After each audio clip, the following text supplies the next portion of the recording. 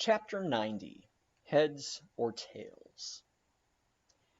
De bellina vero sufficit, si rex habeat caput, et regina caudam. Bracton. Latin from the books of the laws of England, which taken along with the context means that of all whales captured by anybody on the coast of that land, the king, as honorary grand harpooner, must have the head, and the queen be respectively presented with the tail. A division which, in the whale, is much like having an apple. There is no intermediate remainder. Now, as this law, under a modified form, is to this day in force in England, and as it offers in various respects a strange anomaly touching the general law of fast and loose fish, it is here treated of in a separate chapter, on the same courteous principle that prompts the English railways to be at the expense of a separate car, specially reserved for the accommodation of royalty. In the first place, in curious proof of the fact that the above-mentioned law is still in force, I proceed to lay before you a circumstance that happened within the last 2 years.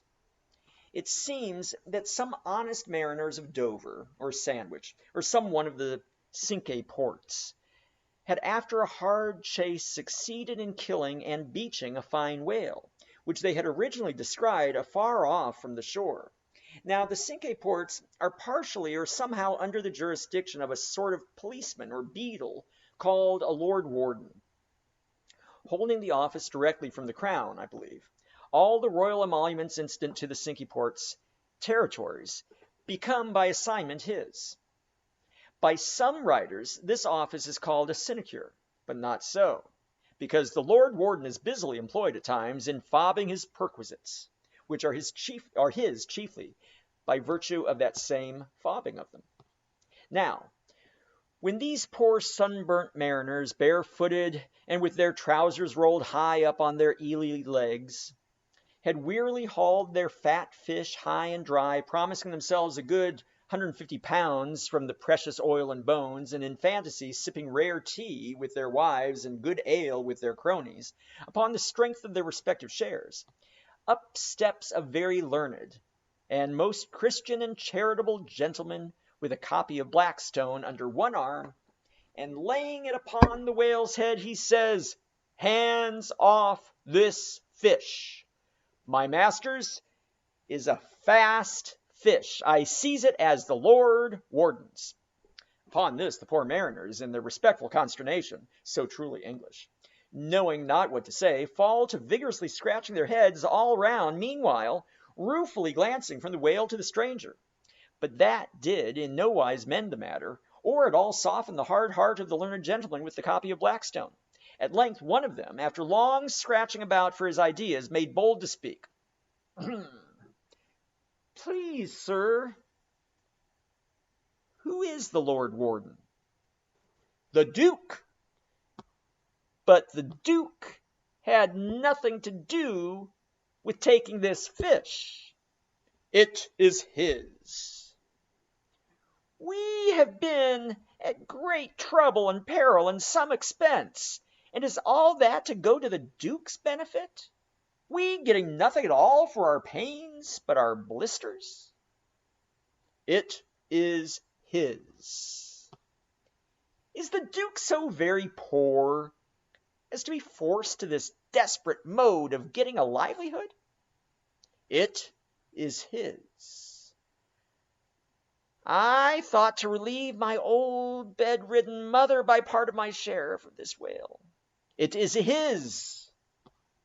"Won't the Duke be content with a quarter or a half?" "It is his." In a word, the whale was seized and sold, and his Grace the Duke of Wellington received the money, thinking that, viewed in some particular lights, the case might be a bare possibility in some small degree be deemed, under the circumstances, a rather hard one. An honest clergyman of the town respectfully addressed a note to his Grace, begging him to take the case of those unfortunate mariners into full consideration. To which my Lord Duke in substance replied, both letters were published, that he had already done so, and received the money, and would be obliged to the reverend gentleman if for the future he, the reverend gentleman, would decline meddling with other people's business. Is this the still militant old man, standing at the corners of the three kingdoms, on all hands coercing alms of beggars?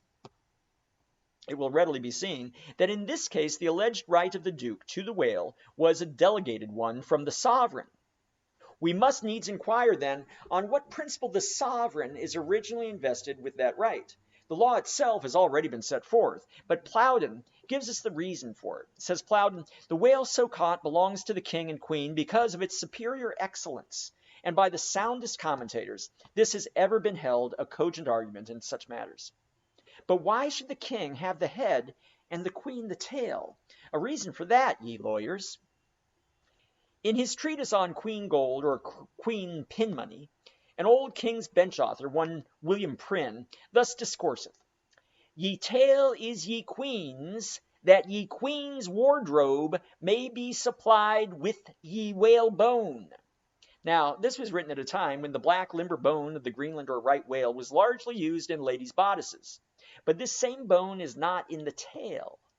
It is in the head, which is a sad mistake for a sagacious lawyer like Prynne.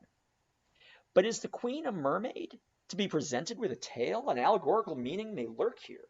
There are two royal fish, so styled by the English law writers, the whale and the sturgeon, both royal property under certain limitations and nominally supplying the 10th branch of the crown's ordinary revenue. I know not that any other author has hinted at the matter, but by inference it seems to me that the sturgeon must be divided in the same way as the whale, the king receiving the highly dense and elastic head peculiar to that fish, which symbolically regarded may possibly be humorously grounded upon some presumed congeniality. And thus there seems a reason in all things, even in law.